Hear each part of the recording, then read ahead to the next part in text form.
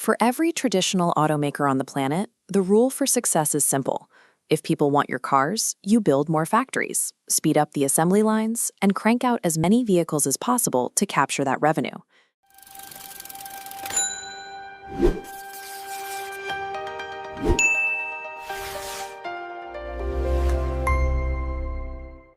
This chart compares the annual production volume of a standard legacy automaker against Ferrari.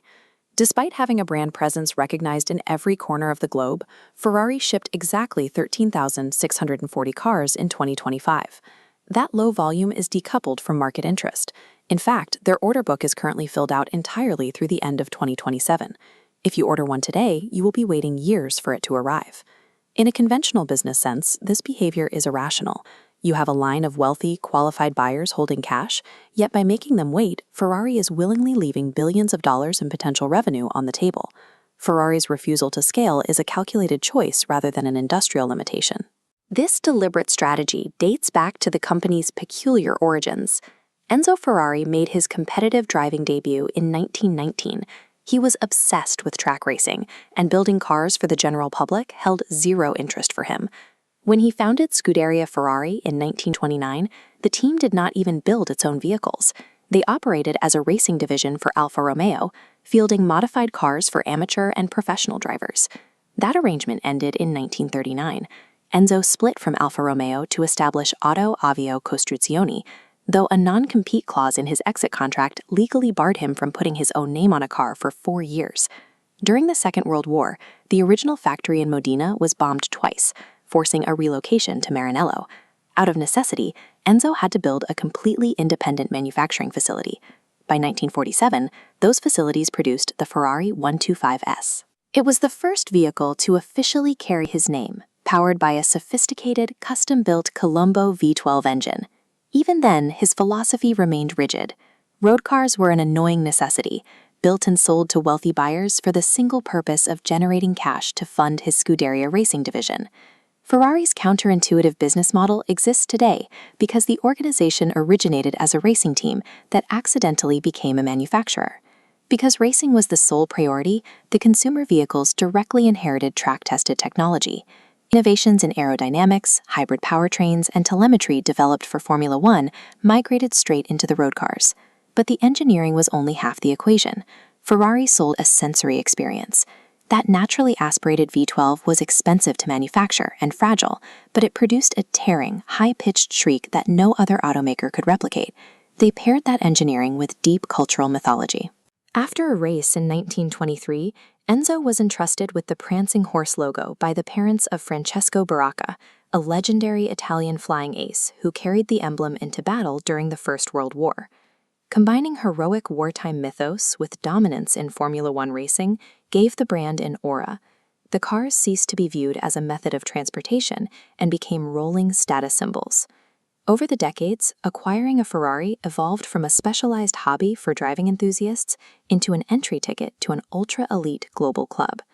By protecting their track identity and refusing to compromise their engineering for mass-market appeal, Ferrari created a product far more valuable as an emotional investment than as a standard vehicle.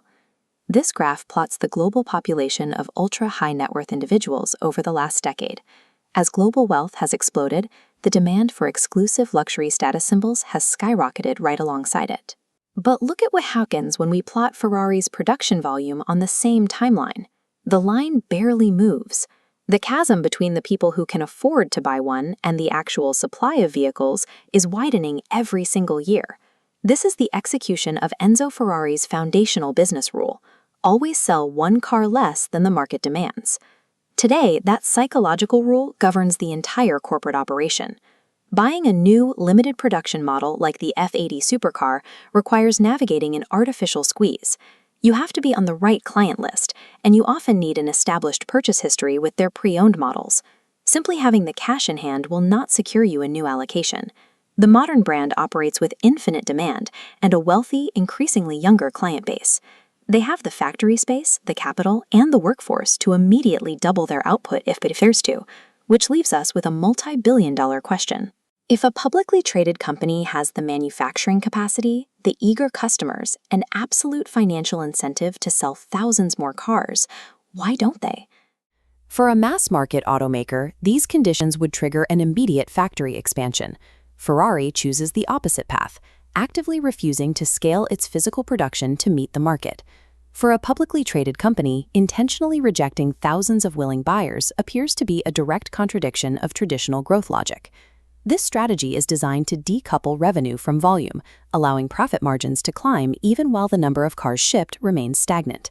Ferrari operates as an engineered scarcity machine, governed by a set of rules that prioritize brand equity over total units sold. The foundation of this system is a directive from founder Enzo Ferrari: always sell one car less than the demand. Today, CEO Benedetto Vigna maintains that limit. Despite global interest, the company holds its total production strictly between 10,000 and 12,000 units annually. This maps 26 million high-net-worth individuals globally. The illuminated section represents Ferrari's market penetration, roughly 0.3%. Keeping this opening narrow eliminates typical sales tactics. Ferrari needs no discounts. The ratio of demand to supply does the work. Restricting volume is the requirement for shifting power from the buyer to the seller, granting the brand its unique pricing authority. If a company chooses not to grow by building more cars, it must grow by changing the composition of what it sells. The baseline of the portfolio is the volume core, entry-level grand tours like the Ferrari Roma that establish the brand's presence on the road. Layered on top of that core are the ultra-exclusive Icona and Special Series models, like the Daytona SP3, which carry price tags in the millions. This chart shows the impact of that mix. While the factory headcount remains flat, the introduction of a Special Series model pulls the average revenue per car upward without requiring extra labor. Managing the product mix this way turns a static production line into a highly elastic revenue stream. Because demand is so high, Ferrari can afford to be selective. Having the money is rarely enough to secure a flagship model.